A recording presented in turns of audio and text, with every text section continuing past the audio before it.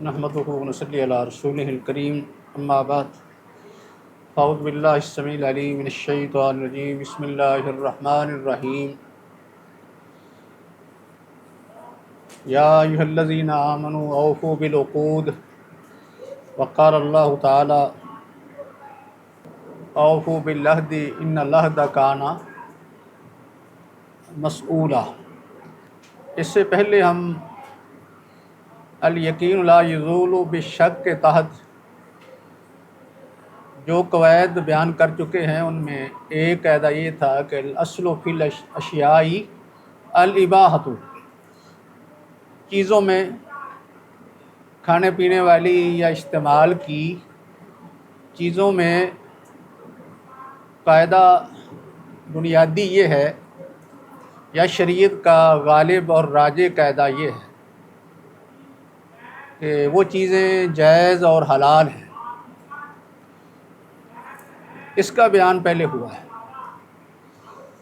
उसके लिए कुरानी आयात और कुछ अहादीस भी पेश की थी। खुसूसी तौर पर एक आयत उसमें ये थी, वल्लज़ी खलक़ लकुम मा फ़िल अर्ज़ि जमीआ, कि अल्लाह रब्बुल इज़्ज़त ने एहसान जतलाया है कि जो कुछ अल्लाह ने तुम्हारे लिए पैदा किया है, ये सब का सब ये अल्लाह की तरफ से उसका एहसान है, उसकी एक नेमत है। तो इसको तुम इस्तेमाल कर सकते हो, यानी जो किसी चीज़ का मुनासिब इस्तेमाल है वो किया जा सकता है। इसी से मिलता जुलता एक और कायदा है जिसको उलमा ने इन अल्फाज में ताबीर किया है कि अलस्लु फ़िल उक़ूदी वश्शुरूती, अलस्लु फ़िल उक़ूदी वश्शुरूती अस्सिहतु वल जवाज़ु, अलस्लु फ़िल उक़ूदी वश्शुरूती अस्सिहतु वल जवाज़ु। ये कायदा पहले कायदे के साथ मिलता जुलता ये कायदा है। उसमें यह था कि चीज़ों के अंदर का वो इस्तेमाल वाली हैं या खाने पीने वाली हैं, उनमें असल उनका जवाज़ है, इबाहत है, यानी वो हलाल हैं। उनका इस्तेमाल किया जा सकता है जब तक कि उनमें से किसी की हुर्मत के बारे में कोई वाज़ेह दलील न मिल जाए।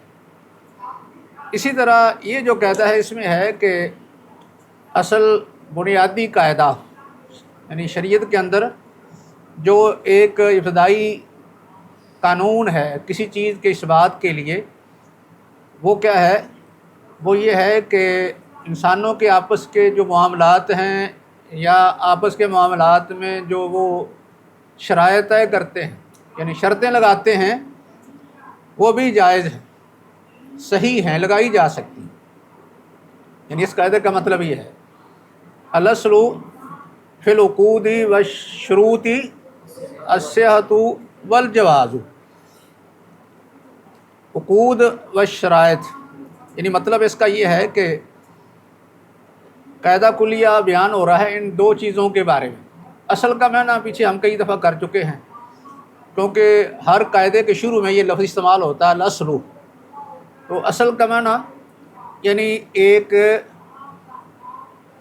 मुस्तकिल शरीयत का कायदा होता है, या जिसको गालिब और राजे कायदा भी कहते हैं, या इसे उमूमी हालत भी कहा जाता है। यानी उमूमी हालत या इब्तदाई एक इब्तदाई उसूल ये है चीज़ों के इस्बात के लिए कि आपस के जो मामलात हैं यानी लेन देन के मुआदे, उक़ूद अक़द की जमा है जिसका माना यानी दो आदमियों या दो फ़रीक़ों के दरमियान मुआदा होता है।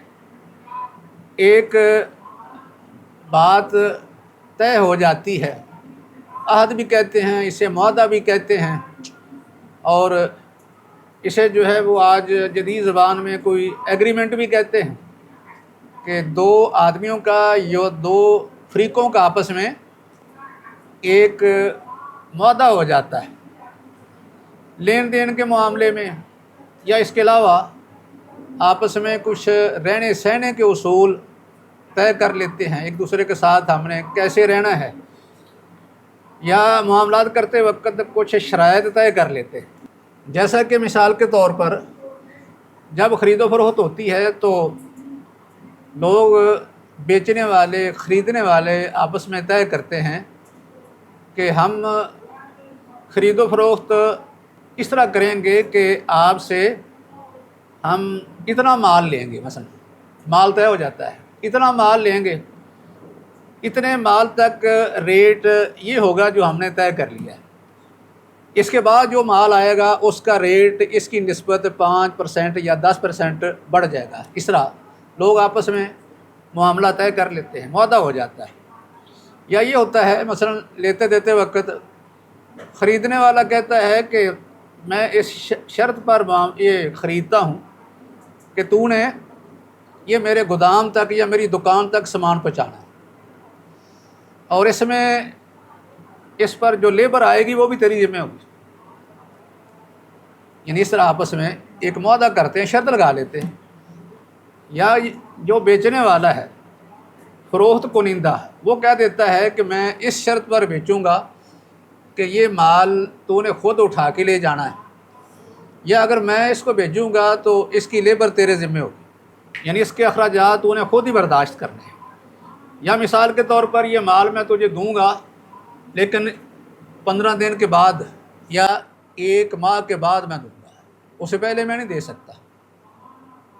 ऐसे कोई आदमी किसी चीज़ बनवाना चाहता है तो उससे एक मुआहदा करता है कि मैंने इतनी मिकदार में या इतनी तादाद में ये चीज़ बनानी है तो उसका इतना रेट होगा, और जो बेचने वाला या तैयार करने वाला है वो भी इसमें शर्त रख देता है कि मैं फ़लाँ क्वालिटी की चीज़ दूंगा, इस रेट पर दूंगा, और आपको ये 1 या 2 माह के बाद ये अदा करूँगा, या उसमें ज़्यादा वक्त भी तय हो सकता है।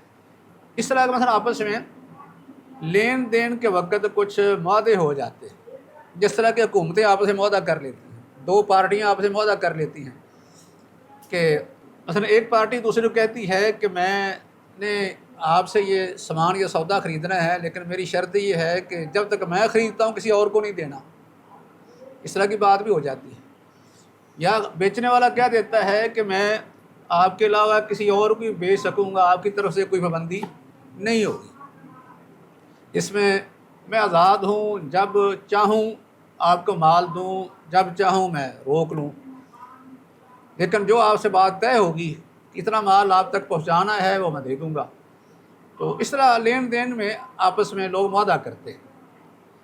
ऐसे ही ज़मीन के मुआहदे हो जाते हैं कि कोई आदमी ज़मीन किसी को ठेके पर देता है, किसी वक्त ये कह देता है कि ये ठेके पर मैं किराए पर दे रहा हूँ लेकिन मेरी शर्त है कि आपने फ़लाँ चीज़ की काश्त नहीं करनी। मिसाल के तौर पर कोई एक चीज़ की पाबंदी लगा देता है, जैसे बाद लोग तंबाकू की पाबंदी लगा देते हैं कि मेरी फसल में तंबाकू काश्त नहीं करना, या कोई आपने पोस्ट काश्त नहीं करनी।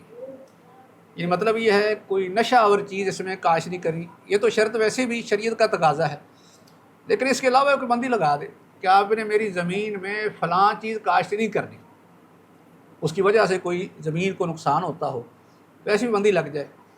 या कोई मकान किराए पर देता है तो कह दे कि मैं मकान किराए पर दे रहा हूँ लेकिन शर्त ये है कि आपने इसके अंदर कोई मशीनरी नहीं लगानी। मिसाल के तौर पर कोई मशीनरी लगानी है, इसमें आपने तनूर नहीं लगाना या कोई भट्टी नहीं लगानी। इस तरह की शर्तें आपस में तय हो जाती हैं। तो ऐसे ही जो है वो निकाह के अंदर शर्तें लग जाती हैं। कई दफ़ा तलाक़ की शर्तें भी होती हैं, इस शर्त पर तुझे तलाक़ दी जाएगी, मुअल्लक़ तलाक़ कर जिसको कहते हैं। निकाह के बारे में शर्तें हो जाती हैं। कुछ शुरूत तो शरई हैं जिनमें मिसाल के तौर पर वली का होना शर्त है, ये शर्तें शरई हैं। ऐसे ही गवाहों का होना ये भी शर्तें शरई है। ये जो हमारा मौजू है इनसे मुराद ये शर्तें शरई नहीं हैं, बल्कि फ़िक़ही इस्लाह में इन शराइत को क्या कहते हैं? जाली शर्तें। जाली से मुराद यानी जिसको हम 2 नंबर माल कहते हैं या 2 नंबर बाद, वो नहीं, बल्कि मुराद इससे ऐसी शर्तें हैं जो लोग ख़ुद लगाते हैं, आपस में लेन देन करते वक्त ख़ुद वो शर्तें लगाते हैं, या कोई मुआहदा उनका तय होता है تو یعنی عرف اور رواج کے مطابق جو کرتے ہیں، انسان کی خود طے کی ہوئی شرائط یہ مراد ہے، شرعی شرطیں سے مراد نہیں ہیں۔ تو ان شرطوں کے بارے میں یہ قاعدہ ہے کہ ان کے متعلق شرعی حکم کیا ہے، اصل میں وہ کیا ہے کہ یہ صحیح ہیں، یہ جائز ہیں۔ اگر کوئی آدمی آپس میں یا کسی کے ساتھ معاہدہ کرتا ہے، یا کوئی ایک پارٹی دوسرے سے معاہدہ کرتی ہے، ایک ملک دوسرے سے معاہدہ کرتا ہے، اور اس میں لین دین کی شرطیں باقاعدہ طے ہو جاتی ہیں، اس طرح کی کمپنیاں ایک دوسرے کے ساتھ کرتی ہیں کہ آپ نے تیل خریدنا ہے تو اس میں آپ کو یہ کام بھی ساتھ کرنا پڑے گا، کچھ ان کے ذمہ محنت ڈال دیتے ہیں کہ آپ نے تیل نکالنے میں ہماری مدد بھی کرنی ہے، اتنے آدمی آپ کے کام کریں گے، اتنے ہمارے کام کریں گے، اس طرح کی کئی باتیں طے ہو جاتی ہیں۔ تو ایسے نکاح کے اندر ہم بات کر رہے تھے، کچھ شرطیں تو شرعی ہیں، کچھ لوگ آپس میں لگا لیتے ہیں۔ مثال کے طور پر اس طرح کی شرطیں لگا لینا کہ عورت کی طرف سے کوئی شرط لگا دے کہ اسے خاوند اتنا متعین خرچ دے گا، مثال کے طور پر خرچ تو اس نے دینا ہے، اس کی ذمہ داری نان و نفقہ کی، لیکن متعین کر کے کہ خرچ کے علاوہ مثلا کچھ جیب خرچ ماہانہ 10,000 20,000 یہ ادا کیا کرے گا، یہ شرط لگی۔ یا یہ ہے کہ ہم نکاح اس شرط پر کر رہے ہیں کہ جس سے نکاح کیا جا رہا ہے وہ اس عورت کا شوہر وہ کیا کرے گا، اس کو الگ مثلا مکان دے گا، الگ مکان میں رکھے گا، اس طرح کی شرط لگ جاتی ہے۔ جس طرح کہ آج کل شرطیں یہ بھی لگا دیتے ہیں کہ اس کو ایک عمرہ کروائے گا، مثلا یہ شرط بھی ہے کہ ایک عمرہ کروائے گا، حالانکہ شرعی طور پر کوئی ضروری اور واجب نہیں ہے، لیکن یہ بھی اس میں رکھ دیا کہ یہ عمرہ کروائے گا۔ یا اس کے علاوہ جو ہے وہ اس کو فلاں کام سے نہیں روکے گا، مثلا عورت جو ہے وہ کوئی کام کرنا چاہتی ہے، شرعی طور پر وہ جائز ہو، تو اس کام سے اس کو روکے گا نہیں، اس طرح کی شرط۔ مزید پڑھنا چاہتی ہے، پڑھنے سے نہیں روکے گا، تو یہ شرطیں نکاح کے وقت بھی لگ جاتی ہیں۔ تو غیر شرعی نہیں ہونی چاہیے، کچھ جو ہیں وہ غیر شرعی ہیں، وہ تو ممنوع ہوں گی۔ مثال کے طور پر شادی کرتے وقت یہ شرط لگ جائے، خاوند شرط لگا دے کہ یہ عورت پردہ نہیں کرے گی، مثال یہ شرط غیر شرعی بن جائے گی، پردہ نہیں کرے گی، میرے ساتھ جو ہے مردوں کے درمیان جا کے یہ بیٹھے گی، ایسی شرط لگا دے۔ یا یہ ہے کہ دین کی تعلیم ہی حاصل نہیں کرے گی، مثال کے طور پر اسے پابند کر دے۔ یا یہ ہے کہ مثلا یہ نماز نہیں پڑھے گی، روزہ نہیں رکھے گی، اس طرح کی شرطیں غیر شرعی ہیں۔ لیکن ایسے جو ہے وہ عورت کی طرف سے شرطیں لگ جائیں کہ میرا خاوند جو ہے وہ کسی اور سے شادی نہیں کر سکتا، یہ شرط لگ جائے۔ یا مثال کے طور پر یہ شرط یہ لگ جائے اگر وہ پہلے شادی شدہ ہے کہ میں اس سے نکاح اس شرط پر کروں گی کہ یہ دوسری پہلی بیوی کو طلاق دے گا، تو یہ شرطیں کون سی ہیں؟ یہ غیر شرعی ہیں، ان کے اندر اصل بات اور جواز نہیں ہے۔ اس لیے ہم جو بات کر رہے ہیں وہ یہ ہے کہ ایسی مباح شرطیں جو لوگ آپس میں لگاتے ہیں یا آپس میں لین دین کرتے ہیں، آپس میں وعدے کرتے ہیں، تو ان کے اندر اصل جواز ہے کہ یہ صحیح ہیں، جائز ہیں، حلال ہیں، یعنی ان میں شرعی طور پر کوئی حرج نہیں، ان کے شرعی اثرات مرتب ہوں گے۔ یعنی مطلب کہ یہ ہے کہ جس مقصد کے لیے وہ وعدہ کیا جا رہا ہے، یہ شرط لگائی جا رہی ہے، وہ وعدہ ٹھیک ہوگا شرعی طور پر، اس پر حکم شرعی جائز ہونے کا لگے گا، اس کے حلال اور مباح ہونے کا لگے گا کہ یہ معاملہ صحیح ہے، یہ شرط صحیح ہوگی، یہ عقد صحیح ہو گیا جس کے اندر یہ شرط لگی تھی، یہ جواز ہے۔ لیکن اس میں شرط کیا ہے کہ وہ وعدہ یا وہ شرط ایسی نہ ہو کہ جس کو شریعت نے ناجائز اور حرام کہا۔ یعنی یہ جو شرائط ہیں جن میں ہم اباحت کا ذکر کر رہے ہیں، جیسے پہلے ہم نے ذکر کیا تھا کہ چیزوں کے اندر اصل اباحت ہے، ان میں شرط یہ تھی کہ چیزیں مراد کون سی ہیں جن کے بارے میں شریعت نے خاموشی اختیار کی ہے، کوئی حکم نہیں دیا، خاموشی اختیار کی ہے، اور وہ چیزیں نقصان دہ بھی نہیں ہیں، تو ایسی چیزوں کے بارے میں اصل اباحت ہے۔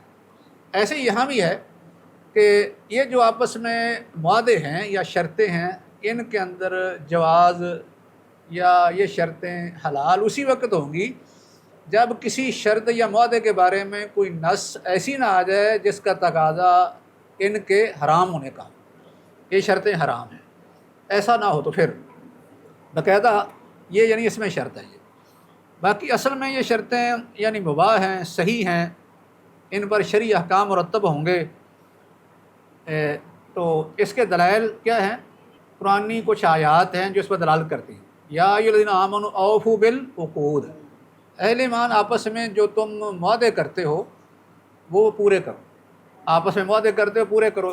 یہاں اللہ نے معاہدے پورا کرنے کا حکم دیا جا رہا ہے کہ آپس کے معاہدے تم پورا کرو۔ یہ لین دین میں ہو سکتے ہیں، اس کے علاوہ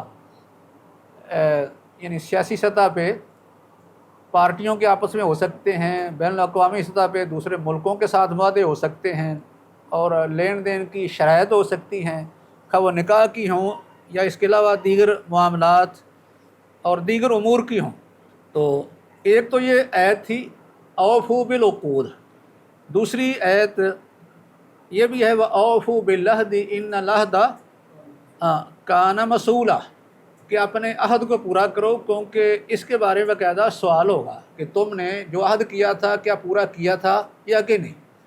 ایسے قرآن کی آیت سورہ مومنون کے اندر بھی وَالَّذِينَ هُمْ عَلَىٰ أَمَانَاتِهِمْ وَعْهْدِهِمْ رَاعُونَ، کہ مومنوں کی یہ صفات ہیں کہ وہ اپنی امانتوں کا اور اپنے معاہدوں کا وہ پاس کرتے ہیں، عہد کا پاس کرتے ہیں۔ ایسے اس کے علاوہ جو ہے وہ حدیث بھی آتی ہے، یہ معروف حدیث ہے کہ اربع من کن فیہ کان منافقا خالصا ومن کانت فیہ خصلۃ منہن کانت فیہ خصلۃ من نفاق حتی یاداہا، کہ 4 خصلتیں ایسی ہیں جس آدمی کے اندر ہوں وہ منافق خالص ہو جاتا ہے، پکا منافق ہو گیا۔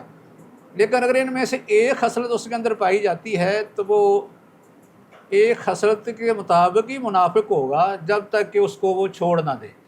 آگے وہ خصلتیں بیان ہوئی ہیں، کون سی ہیں؟ اذا حدث کذب واذا اؤتمن خان واذا وعد اخلف واذا خاصم فجر۔ تو ان 4 خصلتوں میں ایک خصلت کیا ہے کہ جب وعدہ کرے گا اس کی خلاف ورزی کرے۔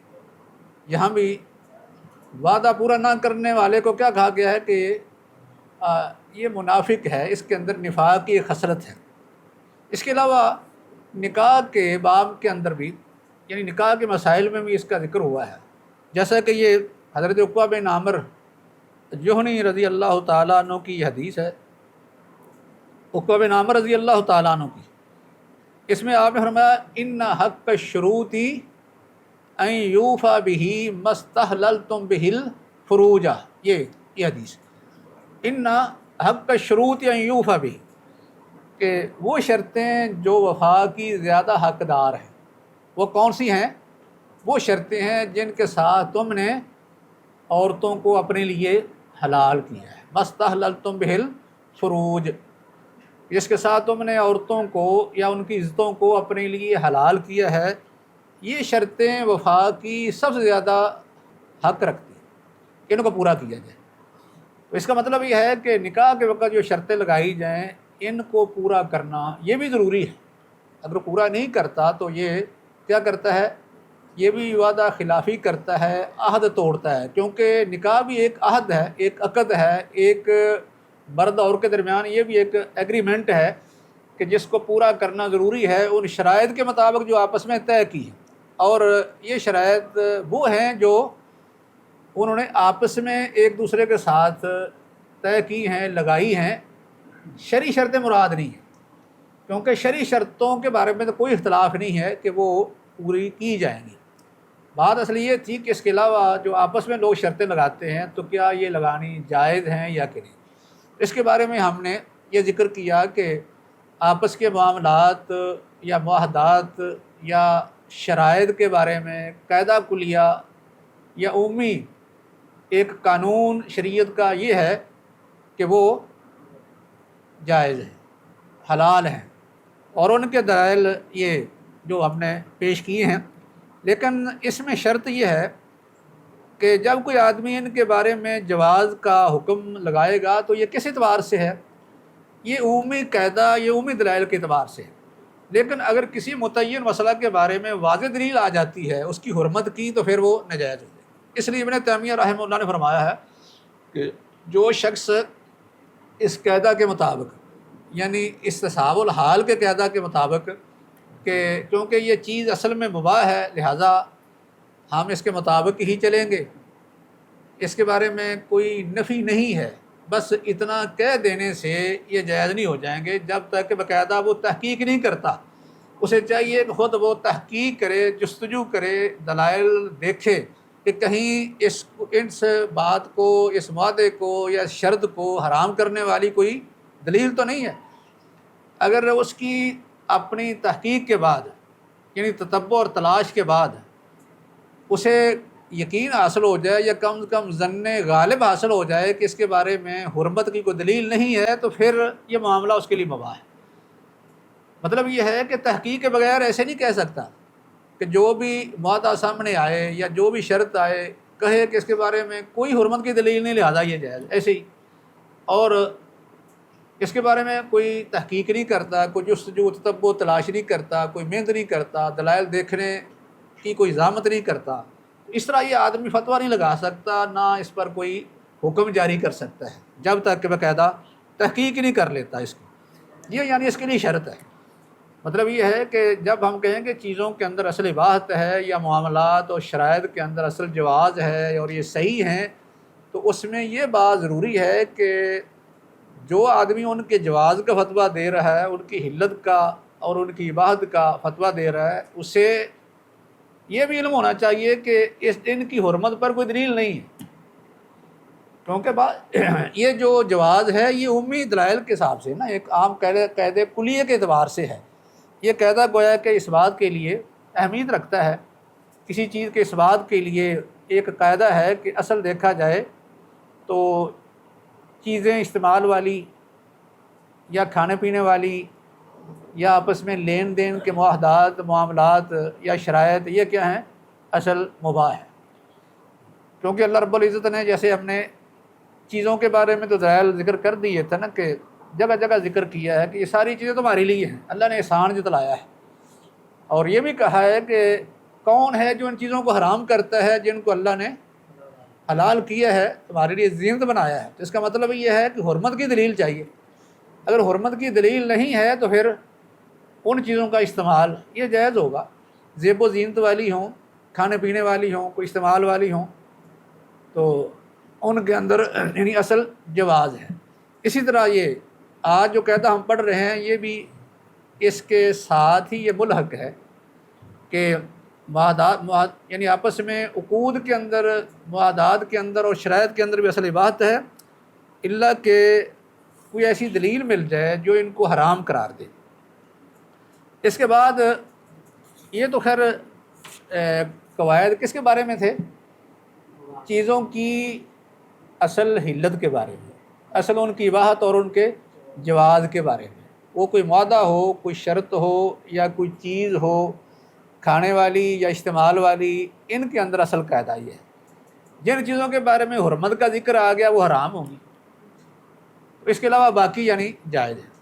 اب جو ہے یہ جو قواعد ہیں ان کی بنیاد یعنی اصل یہ تھی نا کہ ان کے حلال ہونے کے بارے میں یقین ہے، حرمت کے بارے میں شک ہے، تو ہم شک کی بنا پر یقینی بات کو ختم نہیں کر سکتے، یقین پر عمل کریں گے، شک کی وجہ سے ان کو حرام نہیں کہیں گے، الا کہ دلیل مل جائے جو ہمارے شک کو ختم کر دے، اور اس دلیل کی بنیاد پر ہمیں یقین ہو جائے کہ یہ چیز یہ حرام ہے، تو ہم اس کو حرام سمجھیں گے، ورنہ وہ حلال ہوگی۔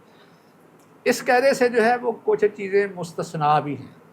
آج ہم ایک قاعدہ وہ پڑھیں گے کہ جو ان قواعد سے مستثنیٰ ہے۔ اس قاعدے کا نام کیا ہے؟ اس کو کہتے ہیں کہ الاصل فی الابضاء التحریم، الاصل فی الابضاء التحریم، یہ قاعدہ الاصل فی الابضاء، یہ لفظ ابضاء یہ حمزہ، با، ضاد، الف اور عین ہے۔ یہ ابضاء یہ بزن کی جمع ہے، بزن، ابضاء یہ بزن کی جمع ہے، یعنی قاعدہ ہے کہ الاصل فی الابضاء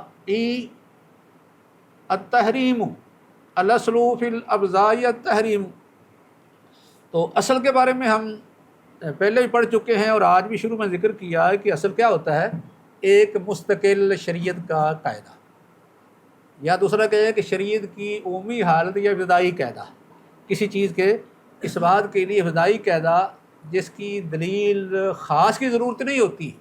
یہ قاعدے کس بنیاد پر بنتے ہیں؟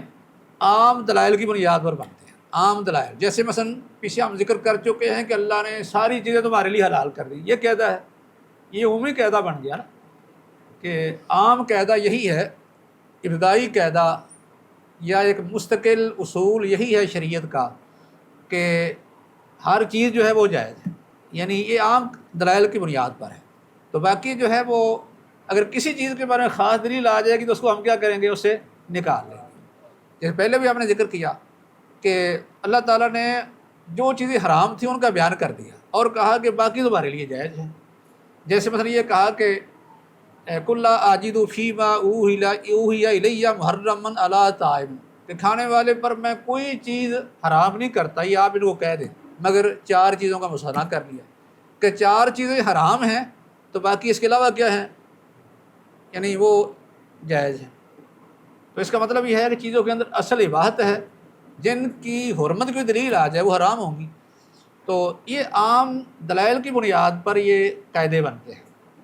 تو باقی اگر خاص دلیل کسی متعین مسئلے میں آ جاتی ہے جس میں باقاعدہ نص صراحت کر دے تو وہ چیز اس قاعدے سے مستثنیٰ ہو جائے گی۔ تو بہرحال یہ جو قاعدہ ہے الاصل فی الابضاء التحریم، مطلب یہ ہے کہ اس کے بارے میں عمومی جو قاعدہ ایک قانون کی حیثیت رکھتا ہے، ابتدائی قاعدہ جس میں خاص کوئی دلیل کی ضرورت نہیں ہوتی شریعت کے اندر، وہ کیا ہے، یعنی ایک مسلمہ قاعدہ یہ کہ ابضاء کے اندر تحریم ہے۔ ابضاء بز کی جمع ہے، بز کا معنی کیا ہوتا ہے، اصل شرمگاہ، بز کا معنی شرمگاہ کا ہے، شرم گاہوں میں اصل کیا ہے، تحریم۔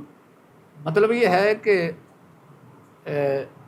کوئی شرمگاہ استعمال نہیں ہو سکتی ان میں، اصل ان کی حرمت ہے کہ یہ حرام ہے، اصل یہ حرام ہے۔ یہ قاعدہ کیا ہوا، پہلے قواعد سے یہ مستثنیٰ ہے، اس لیے کیونکہ ان کے بارے میں خاص دلائل آ گئے، خاص دلائل آ گئے جن کی بنا پر ان کو حرام قرار دیا گیا، تو ان کے اندر اصل حرمت ہے۔